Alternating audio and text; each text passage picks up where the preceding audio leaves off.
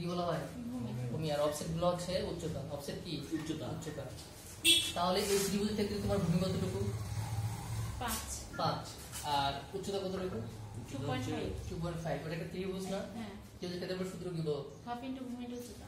তাহলে হবে half into b 5 into 2.5।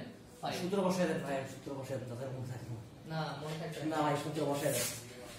Plus এরপর দেখো যে তোমার পরেরটা কি আছে? ট্রাপিজিয়াম। ট্রাপিজিয়ামের ক্ষেত্রফল জানো? হ্যাঁ, জানি, ভুলে গেছি। হাফ ইনটু সমান্তরাল বাহুদের যোগফল ইনটু কি? উচ্চতা। বুঝতে পারছো? হাফ ইনটু বাহুদের যোগফল ইনটু সমান্তরাল বাহুদের যোগফল ইনটু উচ্চতা। তাহলে এখানে হচ্ছে হাফ সমান্তরাল বাহু বলতে কোন দুইটা? এটা সমান্তরাল না? বুঝতেছো? ভাই 2 নাম্বার ক্ষেত্রে করতেছেন তো। আচ্ছা, এটা সমান্তরাল বাহুদের যোগফল। তাহলে সমান্তরাল বাহু বলতে এটা হচ্ছে এটা, এটার মাপ এটা।